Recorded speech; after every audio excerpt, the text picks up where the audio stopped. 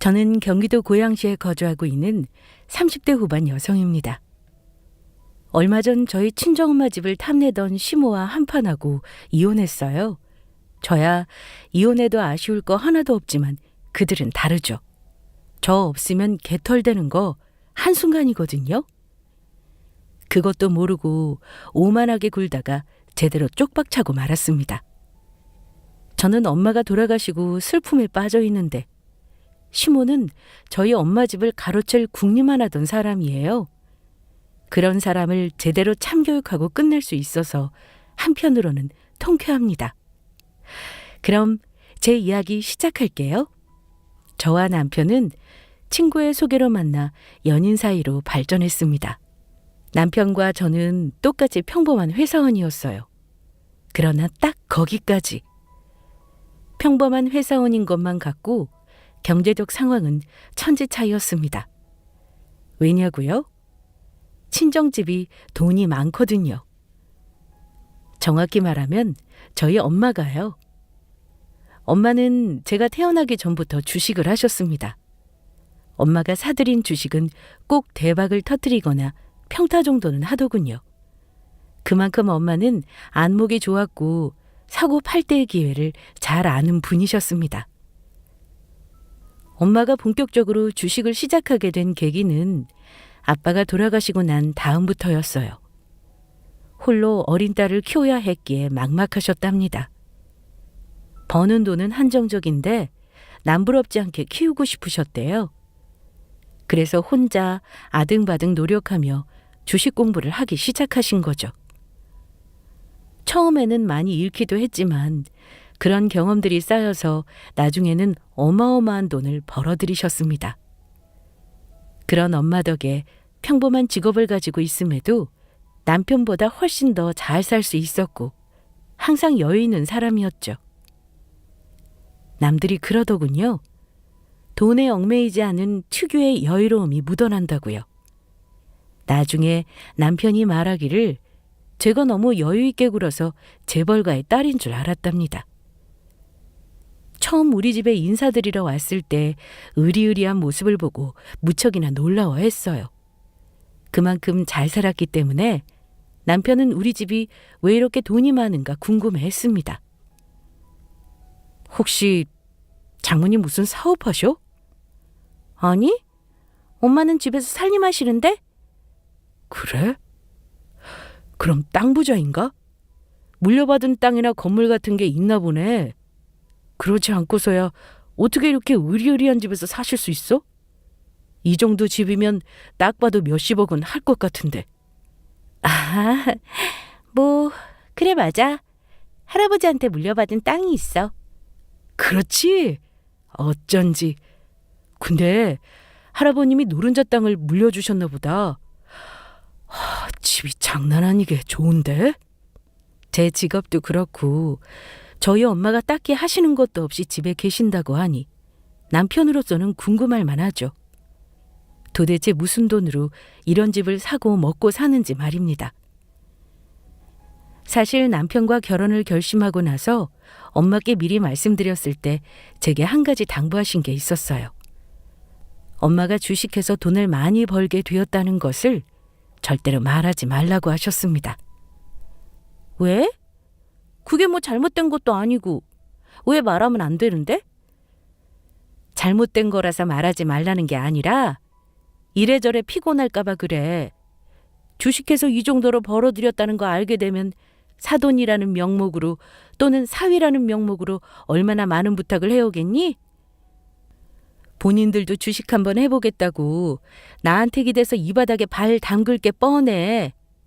넌 모르겠지만 사람은 돈에 살고 돈에 죽는 법이야. 당장은 어떻게든 나한테 잘 보이려고 안간힘을 쓰다가도 본인도 조금 잃게 되면 이빨을 드러내더라. 원래 주식이란 게 마냥 오를 수만은 없는 건데 말이야. 한마디로 기다림의 미학이라고. 떨어져도 오를 때를 잘 알고 팔면 되는 건데 이 말을 안 믿고 초조하게 굴다가 팔아먹고 망한 사람들 많이 봤어. 괜히 너희 시댁도 그런 꼴 날까 봐 두렵다. 나를 원망할 것 같기도 하고 그래서 그래. 다른 사람도 아니고 네가 결혼할 사람이고 그 집안 식구들인데 얼굴 붉힐 일 만들고 싶지 않구나. 엄마가 주식을 잘하니까 주변에서 배우고 싶다고 조금 도와달라면서 접근하고 빌붙은 사람들이 많았어요. 저희 엄마는 또 어려운 사람들 도와주고 싶어 하시는 분이셨으니까 정말 열심히 챙겨주셨죠. 그런데 엄마 말씀대로 주식이란 게 늘 좋은 날만 있는 건 아니거든요. 오락가락 변덕이 많을 때가 있는데 조금이라도 떨어지면 철석같이 믿었던 엄마를 원망하고 나중에는 잃은 돈 내놓으라면서 억지를 부리기도 했습니다. 때문에 엄마는 더 이상 다른 사람을 도와주지 않으셨고요. 혹시라도 엄마가 주식을 잘한다는 사실을 남편과 시댁 식구들이 알게 된다면 또 모르잖아요. 엄마 말대로 기대하게 될지도. 미처 제가 엄마의 마음을 헤아리지 못했습니다. 그래서 저는 알았다고 했어요. 엄마 말씀대로 비밀에 붙이겠다고 했습니다. 그래서 시댁 식구와 남편은 외가 쪽에서 물려받은 땅과 건물주로 잘 사는 줄 알고 있었죠. 남편은 가난한 형편에서 자란 사람입니다. 위로 형이 하나 있고 밑으로 동생이 하나 있었어요. 남편이 둘째였죠. 그러나 형이 별 볼 일 없이 놀고 먹는 탓에 남편이 장남 역할을 해야만 했습니다. 늙고 병든 시부와 시모를 모시면서 형과 동생까지 챙기는 가장이었어요. 남들은 이런 집안에 왜 시집가냐고 이해하지 못했습니다. 저 정도면 더 능력 좋은 사람을 만날 수 있는 거 아니냐고 했죠. 물론 그들의 말처럼 잘 나가고 능력 좋은 남자와 얼마든지 결혼할 수 있지만 저는 사랑을 가장 중요하게 생각했습니다. 조건만 보고 하는 결혼은 사랑이 없다고 생각했어요. 그만큼 남편을 많이 사랑했고 힘든 환경에서도 꿋꿋하게 책임지며 살아가는 모습이 멋있었습니다. 무엇보다 참 자상한 사람이었어요. 비싼 명품 가방과 액세서리를 사주지 못해도 소소한 행복을 줄 거라 믿었습니다. 돈이야 제가 많이 가지고 있으니까 상대방의 주머니 사정을 굳이 고려하지 않은 것도 한몫하겠네요. 아무튼 많이 사랑한 탓에 결정한 결혼이었습니다. 남편에게 프로포즈를 받고 양가 집안에 인사드렸어요. 엄마는 제가 좋으면 본인도 좋다고 하셨고 시부모님도 우리의 결혼을 지지해 주셨습니다. 그렇게 남편과 모아놓은 돈과 엄마의 지원으로 어려움 없이 결혼 준비를 하던 때였어요. 하루는 신혼집을 둘러보던 남편의 표정이 너무나도 어둡더군요. 자기야, 무슨 일 있어? 아니면 어디 안 좋아? 표정이 안 좋네? 아니야. 그냥 조금 이런저런 생각이 들어서. 무슨 생각? 나는 우리 살 신혼집 보러 다니니까 마냥 좋기만 한데 종일 어둡기만 하고 대체 무슨 생각을 하길래 그래? 아니 그냥 나도 자기랑 같이 집 보러 다녀서 좋아. 너무 좋은데 문득 우리 부모님 생각이 나서 마음이 안 좋네. 아버님, 어머님이 왜? 자기한테 창피해서 보여주기 싫었던 우리 집. 사실 그 집 월세야. 죽어라 벌어도 나갈 돈이 천지니까 제대로 모여지지는 않고 계속해서 우리 가족은 월세살이만 하네. 반면에 나는 이렇게 좋은 집들 둘러보면서 앞으로 살 생각하니까 한편으로는 미안해서. 나만 좋은 곳에서 지내고 우리 가족들은 그러지 못하니까. 자기 따뜻한 물 안 나오는 집이 있는 거 알아? 옛날에 우리 가족이 더 어려웠을 때 좁은 방에서 형이랑 같이 생활하고 그랬는데 내 방이 없는 것보다 따뜻한 물이 안 나온다는 게 얼마나 견디기 싫던지. 지금은 그 정도로 힘들게 생활하는 건 아니지만 그래도 아직 월세살이에서 벗어나지 못했잖아. 방도 좁고. 부모님은 점점 늙어가고 있고 하루가 다르게 건강이 안 좋아지시는데 그런 집에서 지내는 게 마음에 걸려. 나만 이렇게 좋은 집에서 지내는 게 맞는 건가 싶기도 하고. 남편은 결혼 전부터 우리 집과 본인 집을 비교하면서 많이 속상해했습니다. 아무래도 우리 집이 워낙 좋으니까 더욱 비교됐겠죠. 가족들은 월세살이 하며 저런 허름한 집에서 지내는 동안 본인은 좋은 곳에서 지낼 걸 생각하니 마음이 불편해졌다고 합니다. 그러면서 제게 이런 말을 하더군요. 원래 결혼하기 전에 본인이 모은 돈으로 식구들이 살 작은 전셋집을 하나 구해주고 싶었답니다. 그래서 닥치는 대로 일하고 투자까지 뛰면서 열심히 돈을 모았대요. 그런데 결혼 준비하면서 생각했던 것보다 돈이 많이 들어가니까 시댁 식구들이 살 전셋집을 구하기에는 부족했다고 합니다. 그래서 지금 다른 방법으로 열심히 돈을 굴리고 있다고 하더군요. 그게 무슨 소리야? 돈을 굴리고 있다고? 아니, 어떻게 해? 친한 친구가 주식 쪽으로 빠삭하거든. 진짜 확실한 정보라고 해서 그 친구 믿고 투자를 좀 했어. 뭐? 그러다 잘못되면 어쩌려고. 원래 친한 친구일수록 더욱 조심해야 하는 거야. 돈 거래 함부로 하면 안 되는 건데? 아니야, 확실하게 믿을 만한 친구야. 그 친구 덕에 내가 얼마나 많은 돈을 벌었는데 나한테 사기칠 놈 절대 아니야. 정말 확실한 거지? 그럼 친구 덕에 돈 많이 불려서 이렇게 결혼도 할 수 있게 된 건데 시간이 조금 더 있었더라면 전셋집 구할 돈까지 모을 수 있었을 텐데. 아무튼 우리 결혼할 때까지 내가 더 바짝 모아봐야지. 남자친구의 말을 듣고 정말 대단하다고 생각했습니다. 한편으로는 시댁 식구들의 가장이 되어 모든 걸 책임진다는 게 여자 입장에서는 부담스러울 수 있어요. 그러나 저는 경제적으로 여유가 있는 편이기 때문에 딱히 부담스럽지 않았습니다. 그저 모든 걸 책임지고 이끌어가는 남편이 참 멋지다고 생각했어요.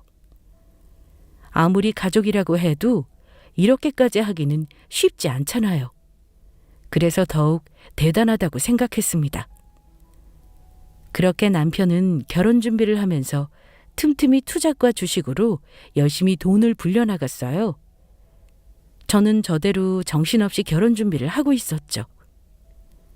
그러던 어느 날이었어요. 자기야, 연락도 없이 갑자기 무슨 일이야? 왔으면 들어와서 엄마한테 인사드리지. 자기야. 뭐야, 자기 울어? 늦은 밤 연락도 없이 남편이 집 앞까지 찾아왔습니다. 그런데 남편의 모습이 심상치 않았어요. 뭐 안 좋은 일이라도 있었던 건지 저를 보자마자 펑펑 울면서 속상해했습니다. 은근히 술 냄새까지 풍겼고요. 저는 대체 왜 이러냐며 무슨 일로 이렇게까지 술까지 마시고 우냐고 물었어요. 그러자 남편이 그러더군요. 믿었던 친구에게 배신을 당했다고 말입니다. 그 자식이 어떻게 나한테 이럴 수가 있어. 내가 지를 믿고 그 피 같은 돈을 맡겼는데. 배신할 리 없다며. 대체 어떻게 된 거야? 돈은? 한 푼도 남김없이 싹 가져간 거야? 그동안 불린 돈이랑 내가 새롭게 더 얹어준 돈까지 싹 다 가지고 튀었어. 이번에는 날 속이고 뒤통수 치려고 작정했었나 봐. 미리 도망갈 준비까지 다 했더라. 자기야, 이제는 어떻게 해? 그 돈, 그동안 내가 어떻게 벌었는지 자기는 알잖아. 나 진짜 제대로 쉬지도 못하고 죽어라 일만 해서 번 돈인데 어떻게 친구라는 새끼가 내 뒤통수를 칠 수 있냐고. 배신한 친구를 찾아보려고 경찰에 신고까지 한 상태였지만 해외로 도망간 걸 알게 되었습니다. 국내에서도 꼭꼭 숨으면 찾는 데까지 시간이 걸리는 법인데 해외로 도망갔다면 못 찾는다고 봐야 했어요. 시간이 얼마나 걸릴지 모르고 나중에 찾았다고 한들 그 돈이 그대로 있다는 보장도 없었고요. 남편은 매일같이 술만 마시고 반자포자기한 상태로 살았습니다. 자기, 정말 언제까지 이러고 있을 거야? 다 포기했어? 힘들겠지만 지나간 일은 묻어두고 새롭게 시작해야지. 우리 결혼 준비도 해야 하는데 언제까지 이렇게 술만 마실 거야? 이런다고 도망간 친구가 돌아오는 것도 아니잖아. 밥도 안 먹고 잠도 안 자고 술만 마시면 어쩌자고. 이러다 자기 몸 다 망가져. 나도 이런 나 자신이 너무도 싫어. 그런데 어떡해. 술이라도 안 마시면 버틸 수가 없는데. 잠도 안 오고 음식도 안 넘어가. 쉬지도 못하고 죽어라 이래서 마련한 돈이야. 내가 그 돈 벌려고 얼마나 개같이 고생했는데. 자기도 알잖아. 내가 어떻게 살았는지. 나 너무 허무해. 결국 이렇게 될 걸 그동안 뭐하러 죽을 듯이 살았을까. 친구의 배신으로 남편은 많이 힘들어했습니다. 고생해서 번 돈을 한순간에 잃은 것도 서러운데 믿었던 친구한테까지 이용당했다는 생각에 괴로워했어요. 그 모습을 옆에서 지켜보는 제 마음까지도 안 좋더군요. 남편이 너무 안쓰럽고 불쌍하기만 했습니다. 가족을 위해 희생한 대가가 이거라니 너무 안타깝더라고요. 이러다 사람 하나 성장 치를까 걱정도 됐고요. 그래서 제 나름대로 어떻게 하면 이 상황을 해결할 수 있을까 고민이 되더군요. 그러다 긴 고민 끝에 남편에게 조심스레 말을 건넸습니다. 내가 도와줄 수 있으니 힘들면 기대도 된다고요. 남편이 자존심 상해서 더욱 비참해할까 봐 망설여지기는 했지만 그래도 축 처져서 희망 한 줄기 없이 살아가는 모습을 보는 게 너무 괴로웠어요. 자기야, 있잖아.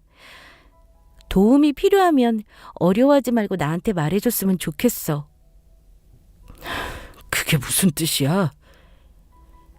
어떻게 받아들일지는 모르겠지만 자기만 괜찮다면 내가 도와주고 싶다는 뜻이야. 그리 큰 집은 어려울 것 같고 어머님 아버님하고 아가씨 둘 지낼 수 있는 적당한 곳으로 마련할 수 있을 것 같아. 이왕이면 전셋집 말고 자가로 마련해드리는 건 어때? 결혼준비금 제외하고 제가 가진 돈으로 남편을 도와주고 싶다고 했습니다. 남편은 너무 큰 돈인데 정말 도와줄 수 있냐고 물었고 저는 그렇다고 대답했어요.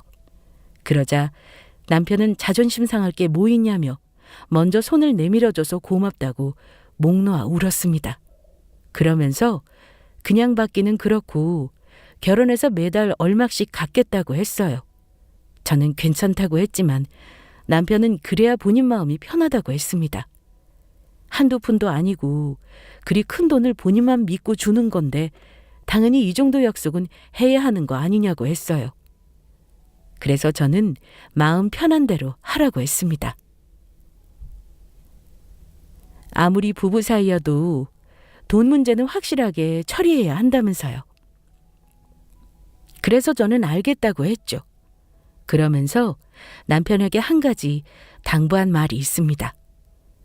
제 돈으로 마련한 집이란 것을 시댁 식구들이 몰랐으면 했어요. 그래서 남편의 돈으로 마련한 집이라고 이야기하라고 했죠. 얼마 후 시댁 식구들이 살 적당한 집을 골라서 매매로 샀습니다. 제 돈으로 산 거지만 명의는 남편 명의로 했고요. 제가 사준 것도 모르고 시댁 식구들은 그저 장남이라고 남편을 치켜 세우며 무척이나 좋아했습니다. 전세도 버거웠는데 월세를 탈출하고 한 방에 본인들 집을 얻었다며 행복해했죠. 그 모습을 보니 남편은 뿌듯한 미소를 지었고 그런 남편을 보며 저 또한 기분이 좋았습니다. 그리고 몇 달 후 우리는 예정대로 결혼했고 이때부터 시모가 남편을 앞세우며 은근히 저를 안 이꼽게 여겼어요. 남들은 돈 많고 잘난 며느리 얻어서 좋겠다고 하는데 솔직히 나는 모르겠다. 아이, 사돈집이 잘 사면 뭐해? 그렇다고 우리한테 떨어지는 콩고물도 없는데. 우리 아들은 잘 사는 친정 문턱에 기죽어서 아무 말도 못한다지만 너는 다르지 않니? 어쩜 이리 천하태평이야? 뭐가요? 집에 돈 좀 있으면 우리 생각도 좀 해줘야 하는 거 아니니? 어떻게든 시댁 살릴 궁리를 해야 하는 거 아니냐고. 며느리라고 하나 있는 게 일이 무심해서야. 돈만 있으면 뭐하냐고. 내가 너라면 그 많은 돈으로 이것저것 펑펑 쓰면서 시댁 식구들 챙겨주겠다. 아유, 돈 많은 집안이라고 해서 기대했더니만 이게 뭐야. 이럴 줄 알았으면 우리 아들 결혼 안 시켰을 거야. 내 새끼가 가난한 집안에서 태어난 것만 아니면은 너보다 훨씬 더 성공했을 거다. 머리 좋아, 인물 좋아, 뭐 하나 빠지는 게 있냔 말이야. 거기다 생활력은 또 어떻고. 직장 다니기도 바쁜 와중에 틈틈이 알바해 가면서 돈 버내야. 그 돈으로 이것 봐라. 우리가 살집을 이렇게 턱 해주고 결혼했잖니? 이 정도면 얼마나 똑 부러지는지 알겠지? 엄마가 주식을 잘해서 돈이 많다는 건 모르지만 어쨌거나 시댁집보다는 형편이 좋으니까 기대하는 바가 많았나 봅니다. 시모는 툭하면 뭐라도 떨어지지 않을까 바란 적이 많았습니다. 급기야는 아주 노골적으로 챙겨달라고 할 정도였어요. 처음에는 그냥 한 귀로 듣고 한 귀로 흘렸지만 계속 반복되니까 퍽 난감하더군요. 이제 와서 시댁 식구들이 사는 집, 그거 제 돈으로 마련한 거예요 라고 말할 수도 없는 노릇이고, 아무것도 모르고 그저 매정한 며느리 취급하니 답답하기도 했습니다. 그러다 시모가 결정적으로 아주버님을 걸고 넘어지면서 도와달라고 하더군요. 정과는 비교도 할 수 없이 집요하게 말입니다. 우리 큰애, 언제까지 가만히 둘 생각이니? 어디 좀 꽂아서 취직시켜라. 제가 어떻게 아주버님 취직을 시켜요? 저 그런 능력 없어요. 아니, 누가 너더러 하래? 잘난 네 엄마 있잖아. 그렇게 돈도 많고 건물 준대. 어디 한 군데 취직 못 시켜주겠냐고. 그 정도 되면 여러 사람 거쳐서 인맥도 많을 텐데. 저희 엄마가요? 그럴 리가요. 어머님이 생각하시는 그런 거 없어요. 글쎄, 말이라도 한번 해보란 말이야. 네가 말을 안 하니까 사부인이 모르는 거 아니냐고. 혹시 알아? 두 팔 걷고 도와주실지? 큰애 나이가 몇인데 언제까지 저렇게 집에서 놀게 둬야겠니? 얼른 취직해서 돈도 모으고 장가가야 할 거 아니야. 이제 하나뿐인 네 아주버님이니까 책임지고 취직시켜라. 사부인한테 아양을 떨던 싹싹 빌던 어떻게든 해보란 말이야. 집에 찾아와서 달달 볶거나 전화와 문자로 사람을 귀찮게 굴었습니다. 놀고 먹어도 집안의 장남인데 어떻게 그냥 두고만 볼 수 있냐면서 취직시켜달라고 난리를 쳐댔어요. 그것도 부탁이 아니라 그냥 해줘 라는 식의 강압이었습니다. 저는 저희 엄마가 그럴 능력도 없을 뿐더러 어떻게 책임감 없이 툭하면 그만두는 아주버님을 아는 회사에 추천해 줄 수 있냐고 했죠. 도저히 불가능한 일이라고 했습니다. 아주버님은 시모를 쏙 빼닮았는지 보통 성질이 아니었어요. 게다가 마음에 안 든다, 저게 싫다, 능력도 안 되면서 콧대만 높아서는 거기다 불같은 성격까지 소유한 탓에 툭하면 무단퇴사를 밥 먹듯이 했어요. 그냥 놀고 먹는 걸 제일 좋아했습니다. 그러니 제가 어디 소개해주고 싶겠나요? 아니 뭐 소개해서 꽂아줄 능력도 안 되지만 된다 한들 가능하겠냐고요. 그걸 따지고 들면서 안 된다고 하니까 시모는 더 길길이 날뛰면서 본인 아들이 어디가 어떠냐며 난리치기 시작했습니다. 본인한테나 귀한 아들이지. 저한테는 그저 그런 놀고 먹는 백수 아주버님밖에 더 되겠냐고요. 귀한 장남 앞길 좀 튀어달라고 눈만 뜨면 저를 괴롭혀대기 시작했습니다. 너무 스트레스 받으니까 남편이 그만 좀 하라며 시모를 말리곤 했어요.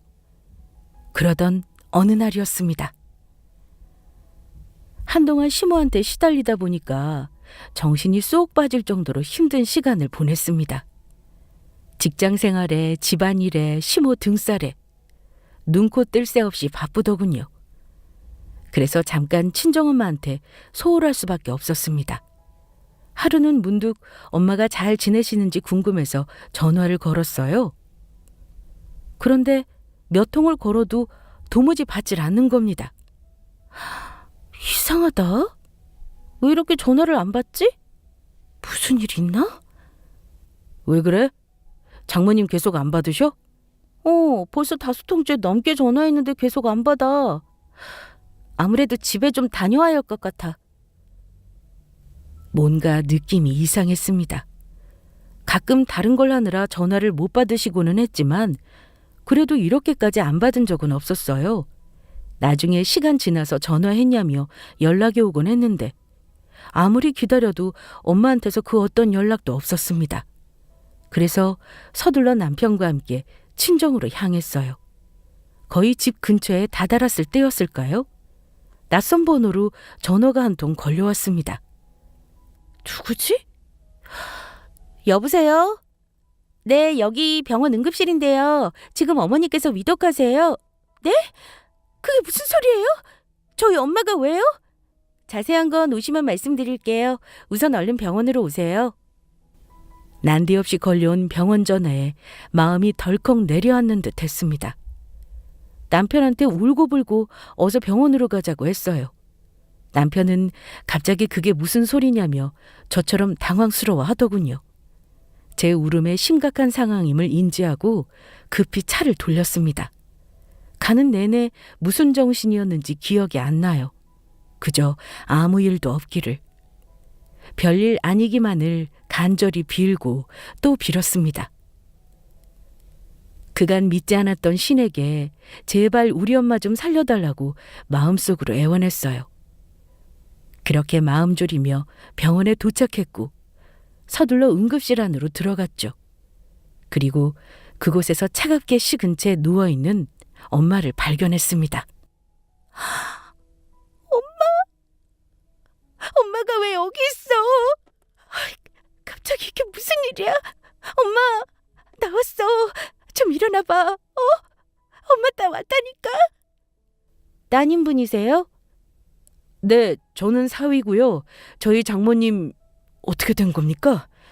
자세한 상황은 저기 있는 구급대원분들에게 들으시면 되겠지만 등산 중에 사고가 생긴 모양이에요.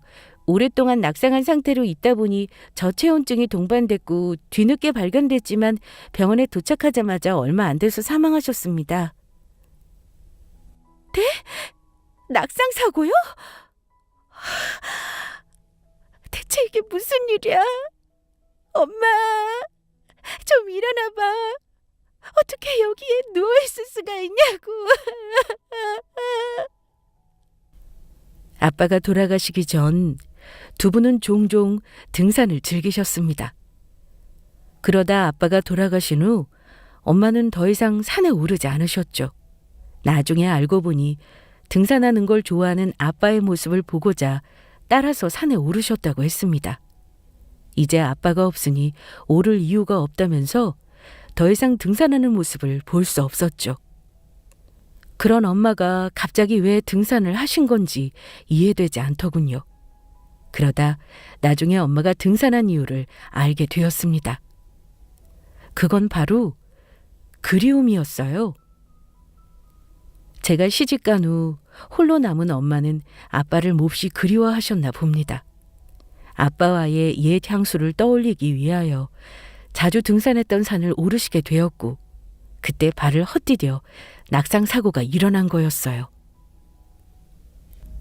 엄마의 사망을 두 분으로 확인한 후 모든 것이 무너져 내리는 기분이었습니다. 조금이라도 더 안부 연락 드릴 걸, 더 들여다볼 걸. 순간순간 저를 자책하며 엄마의 죽음을 맨몸으로 감당해야 했어요. 너무 고통스럽고 그저 죄송하기만 했습니다. 자식이라는 게 그동안 무심했구나. 내 빈자리에 아빠를 그리워하시는 줄도 모르고 그저 제 살기 바쁘다고 엄마를 외면했다는 생각에 너무도 힘들었습니다. 엄마의 죽음을 받아들이는 것도 괴로웠지만 마지막을 홀로 맞이한 것에 관하여 자식으로서 비통하기만 했어요. 장례를 치르는 내내 무슨 정신으로 버텼는지 모르겠습니다. 그저 멍하니 앉아서 조문객을 맞이했고 남편이 저 대신 일일이 인사드리며 대접해드렸죠. 그때 연락받은 시모도 엄마의 마지막 모습을 보기 위해 장례식장에 들렀어요. 참 안타까운 일이라며 제 어깨를 토닥여 주시더니 대뜸 이런 말을 하기 시작했습니다. 아유, 돌아가시기 전에 네가 지인자 큰애 자리 하나만 물어봤어도 참 좋았을 텐데. 그래 뭐 이제 와서 아쉬워하면 뭐하니. 이렇게 돌아가셨는데. 그나저나 보험은 들어놨지? 보험금 꽤 나올 텐데. 참, 그 집이랑 땅, 건물은.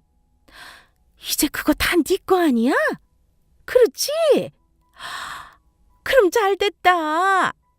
이참에 작은 카페라도 하나 하게 자리 좀 내줘.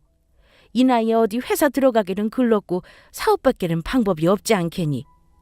물려받을 것도 많을 텐데 카페 하나 차려주는 건 일도 아니지 뭐. 우리 사부인 마지막 가는 길에 이렇게 우리 집 장남을 도와주는구나. 뭐라고요? 지금 뭐라고 하셨어요? 그걸 말이라고 하시는 거예요? 송장처럼 가만히 숨만 쉬면서 앉아있는 사람에게 시모는 못할 말을 내뱉었습니다. 그게 어미 잃은 사람한테 할 말은 아니잖아요. 잘 됐다는 말을 듣자마자 너무 큰 충격을 받았습니다. 그래서 고개를 들어 시모의 눈을 똑바로 바라보며 말했어요. 잘 됐다니요? 그럼 지금 우리 엄마 돌아가신 게 잘 된 일이라는 거예요? 아니, 누가 잘 됐대? 내 말은 사부인 돌아가신 건 안타깝지만 산 사람은 살아야지. 우리 큰애한테는 좋은 기회이다 싶어서 그래. 아무리 어머님 아들이 귀해도 그렇지. 저한테 그렇게 말하는 건 아니죠. 여기 잔치집 아니에요. 저희 엄마 장례식장이라고요. 그렇게 좋으세요? 표정 관리나 좀 하고 오시지 그러셨어요? 말로는 안타깝다고 하지만 좋아하는 티 다 나네요. 이럴 거면 돌아가세요. 저희 엄마 가시는 마지막 길 엉망으로 만들지 마시고요. 아니, 얘 말하는 것 좀 봐. 내가 언제 좋아 죽었다고 이래? 사부인 돌아가셨는데 내가 설마 좋아했겠니? 말이 좀 심하다 얘. 심한 건 어머니죠. 됐어요. 어머님하고 더 이상 긴 말하고 싶지 않아요. 그럴 기분도 아니고요. 이만 돌아가 주세요. 시모는 제 말을 듣고 뭐 이렇게까지 반응하냐며 발끈했지만 저는 더 싸울 힘이 없었습니다. 계속 못 먹고 잠도 잘 못 자고 울기만 했으니 다 귀찮기만 하더군요. 무엇보다 엄마 장례식장에서 시모와 얼굴 붉히며 싸우고 싶지도 않았습니다. 그래서 시모한테 나중에 이야기하자며 이만 돌아가달라고 했어요. 시모는 그 말에 더욱더 날선 반응을 보였습니다. 본인은 기껏 생각해서 와준 건데 무슨 잡상인 취급하냐며 매우 불쾌했어요. 그러자 보다 못한 남편이 그만하라면서 시모를 데리고 나갔습니다. 다른 사람들은 엄마 장례식장에서 저런 막말을 한 시모를 용서할 수 없을 거예요. 그래서 한바탕 난리를 피울 수도 있겠죠. 하지만 이 순간만큼은 시모를 뒷전에 두어야 했습니다. 용서할 수 없을 정도로 밉고 화가 치솟았지만 나중을 기약했어요. 당장은 엄마의 장례가 중요했습니다. 그래서 시모는 나중에 꼭 짚고 넘어가야겠다고 했죠. 그렇게 저는 무사히 엄마의 장례를 마친 뒤 좋은 곳으로 모셨습니다. 기진맥진해서 지친 몸을 이끌고 집으로 향하는데 시모가 남편에게 전화를 걸어왔어요. 그런데 남편의 반응이 이상했습니다. 뭐? 집 비밀번호를 알려달라고? 아니, 엄마가 장모님 집은 왜 들어가려는 건데? 그게 무슨 소리야? 어머님 지금 우리 엄마 집 앞에 계신 거야? 남편은 당황스러운 표정을 지었고 저는 아무 말 없이 바로 몸을 돌려 엄마 집으로 향했습니다. 시모가 무슨 이유로 엄마 집 비밀번호를 알려달라고 했는지는 모르겠지만 정확한 건 좋은 뜻으로 알려달라고 한 게 아니라는 겁니다. 시모라면 분명히 무슨 일을 꾸미고 남을 사람이었어요. 장례식장에서 제게 한 말도 있고 그간 아주버님의 일로 안 좋은 감정이 많이 쌓여서 있어서 그런지 그냥 넘어가지 않을 작정으로 향했어요. 자세한 건 도착해봐야 알겠지만 아무도 없는 빈집에 들어갈 이유가 뭐 있나요? 분명 무슨 꿍꿍이가 있는 게 분명했습니다. 뭐가 됐건 한판 엎을 작정으로 향했습니다. 친정집 앞에 도착해보니 시모는 이미 집 안에 들어간 상태였어요. 남편이 비밀번호를 알려줘서 들어가 있더군요. 저는 왜 알려줬냐고 따졌지만 시모가 다리도 아프고 화장실이 너무 급하다고 난리를 치는 통에 어쩔 수 없었다고 했습니다. 들어가자마자 시모부터 찾았어요. 그런데 시모는 태연하게 안방에서 나오더군요. 아니, 그냥 비밀번호만 알려주면 된다니까 여기까지는 뭐하러 와? 어이가 없어서요. 어머님이 왜 거기서 나오세요? 안방 화장실 좀 썼다 왜? 그럼 이만 나가시죠. 뭐? 화장실 다 쓰셨다면서요. 이 집에 왜 오셨는지는 모르겠지만 엄마도 없는 빈집에 제 허락도 없이 이렇게 들어오시면 안 되는 거 아니에요? 여기가 뭐 못 올 때라도 돼? 내가 남도 아니고 뭐 어때서? 장례식장에서도 그러더니 너 나한테 너무 못되게 구는구나. 난 네 시어머니야. 어디서 시어미를 막대하려 들어? 막대하는 게 아니라 마땅히 해야 할 말 하는 거예요. 어머니야말로 장례식장에서 제게 그런 식으로 말씀하시면 안 되죠. 그때는 장례식장에서 소란 피우고 싶지 않아서 더 따져도 될 걸 안 따지고 꾹 참았어요. 그런데 오늘은 도저히 안 되겠네요. 안 그래도 이 부분 짚고 넘어가야겠다 싶었는데 잘 됐어요. 돌아가신 저희 어머니께 사과하세요. 내가 뭘 사과를 해? 돌아가신 분께 잘 됐다느니 그런 막말을 했잖아요. 아이, 그때도 말했잖아. 그건 그런 뜻으로 한 게 아니라고. 얘가 왜 이렇게 말꼬리를 자꾸 늘어져? 너 지금 네 어미 잃은 거 나한테 분풀이하냐? 아주 보자 하니까 시험이 무서운 줄도 모르고 어디 감히 따지고 들어? 기껏 마음 써서 가준 사람한테 이렇게 나오는 게 아니지. 사부인이 살아계셨다면 너 이러는 꼴 보고 뭐라 하셨을 게다. 장례식장에서의 일을 따지고 들었더니 시모는 지지 않고 성질을 냈습니다. 본인이 뭘 그렇게 잘못했냐면서 못할 말 한 것도 아닌데 사람을 이상하게 몰아간다고 난리를 쳐댔어요. 저도 참지 않고 더 발끈해서 말하려고 하는데 옆에서 잠자코 듣고 있던 남편이 그만하라며 우리 둘을 말렸습니다. 상 당한 상태에서 서로 싸워봤자 좋을 게 뭐 있냐면서요. 그만하고 이만 집으로 돌아가자고 했죠. 마음 같아서는 시모한테 끝까지 따지고 싶었지만 그럴 기운이 없었습니다. 며칠 동안 제대로 잠도 못 자고 못 먹은 상태니 그냥 누워서 푹 쉬고 싶은 마음이 간절했어요. 그래서 나중을 기약하며 돌아가려고 했죠. 그래서 이만 시모한테 돌아가자고 말하려다 거실 한편에 있는 짐가방 여러 개를 발견했습니다. 대체 저 짐가방은 뭘까? 그리고 여긴 왜 온 걸까? 궁금해서 그것만 확인하고 가야겠다 싶어서 시모에게 물어봤습니다. 그러자 믿지 못할 소리를 해대기 시작했어요. 할 말이 많지만 더 싸울 힘도 없네요. 그만하죠. 그리고 저 짐가방은 다 뭐예요? 저 많은 짐가방을 들고 엄마 집에는 왜 오신 건데요? 여기서 살려고 왔지? 네? 아니, 생각해봐라.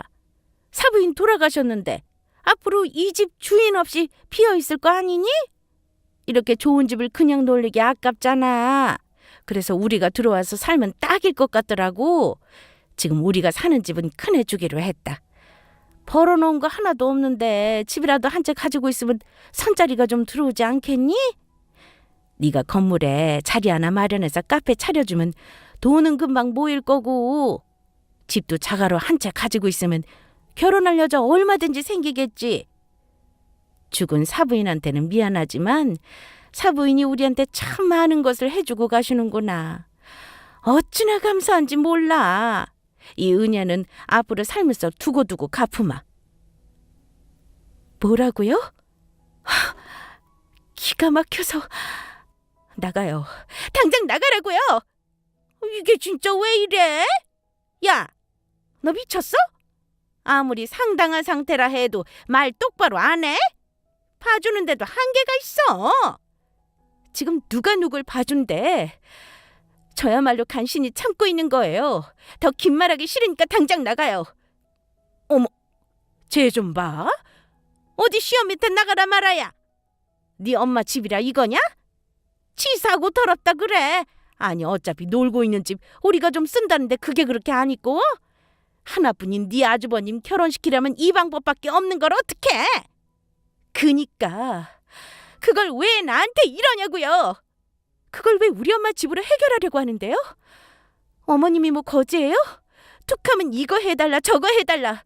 아주버님 어머님 아들이잖아요. 내 아들 아니에요. 어머님이 알아서 하셔야죠. 왜 제가 놀고 먹는 백수 아주버님까지 챙겨야 하냐고요. 그리고 엄마 돌아가신 지 얼마나 됐다고 이 집을 넘봐요? 어머님 정말 사람도 아니시네요. 사람이라면 이렇게 할 수는 없어요. 저하고 엄마한테 미안하지도 않으세요? 우리 엄마 죽은 건 안중에도 없고 본인 뱃속 채울 생각만 가득한 거 제가 모를 줄 아냐고요. 빈집 놀리기 싫어서 그렇다고 변명하지 마세요. 역겨우니까. 말도 안 되는 소리를 듣고 그만 꼭지가 확 돌아버렸습니다. 그래서 시모한테 있는 대로 악다구니 쓰며 대들었어요. 그때였습니다. 남편이 제 앞을 가로막고 서더니 말이 너무 심한 거 아니냐면서 따지더군요. 엄마가 뭘 그렇게 잘못했다고 이런 식으로 굴어? 장모님 돌아가셔서 자기 많이 예민한 거는 이해하는데 그래도 이런 식으로 버릇없이 구는 건 아니지. 그것도 내 앞에서. 막말로 엄마 말씀이 다 틀린 건 아니잖아. 어차피 이 집에 장모님도 안 계시는데 우리 부모님이 들어와서 사시는 게 무슨 문제라고 그래? 이 집 말고도 앞으로 자기가 물려받을 땅이랑 건물도 많은데 그냥 우리 부모님께 드리면 되잖아. 사람이 돈 앞에서 간사해진다더니 왜 우리한테 아무것도 주기 싫어? 자기 그런 사람이었어? 뭐? 너 지금 그걸 말이라고 하니? 네 엄마 개념 없어서 한 소리 한 거 가지고 왜 나한테 난리야? 너까지 개념이 이렇게 바닥일 줄은 몰랐네. 됐다. 너도 필요 없어. 엄마 돌아가시기 전부터 어떻게든 나한테 빌붙으려는 너희 집안 지긋지긋했는데 차라리 잘 됐네. 더 늦기 전에 끝내는 게 낫겠다. 어머님, 짐 잘 싸셨어요. 이거랑 집에 있는 거 마저 챙기시고 이번 주 안까지 그 집에서 다 나가주세요. 뭐? 그게 무슨 소리야? 그 집에서 나가라니? 네가 뭔데? 그 집 우리 아들이 해준 집이야? 아니요. 정확히 말하면 제가 해준 집이에요. 명의만 아들 명이지 돈은 제가 냈거든요. 뭐라고? 아니, 이게 다 무슨 소리니?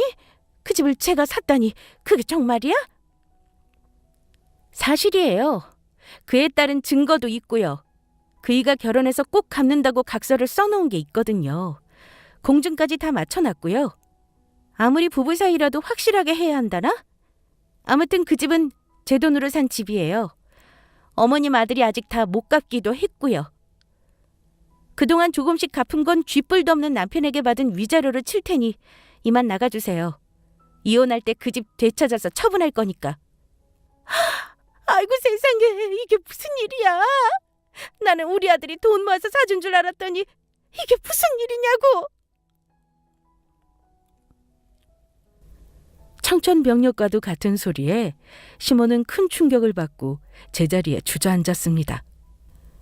본인 아들이 사준 집인 줄 알고 저한테 본인 아들 대단하다며 큰 소리치고 살았는데 그게 다 제 돈으로 산 집이라니 얼마나 놀랐겠어요? 그동안은 남편 채만 생각해서 잠자코 있어준 건데 더 이상 남편이 필요 없다면 말이 달라지죠. 다 알아서 나쁜 거 없으니 확 밝혀버렸습니다. 어차피 이혼하면서 되찾아야 할 집이기도 했으니까요. 결코 짧게 판단하고 이혼을 선언한 게 아닙니다. 이런 상황에서 본인 엄마 편을 들며 제게 따지는 남편을 보니 확 정신이 들더라고요. 이런 사람이라면 그릇된 소리에 온전히 내 편이 되어주지 않겠구나 싶었습니다. 그래서 이혼을 결심했던 거예요. 저 시간 없어요.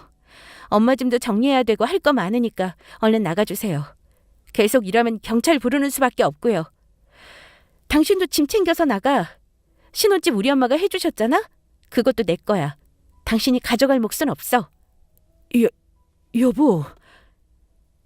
더 이상 어떠한 말도 듣기 싫어. 할 말도 없고 내 마음 확고해. 나 이혼할 거니까 그런 줄 알아. 제 말에 남편은 땀을 삐질삐질 흘리며 얼굴빛이 새하얗게 변했습니다. 우리 엄마의 죽음을 알았을 때보다 더욱더 사색이 질린 표정이었죠. 황급히 저를 막아서며 말렸어요. 한껏 꼬이고 망가져버린 상황을 어떻게든 풀고 싶어 했습니다. 그래서 제 앞에 무릎을 꿇고 애원하더군요. 당신 많이 힘들어서 그런 거 잘 알아.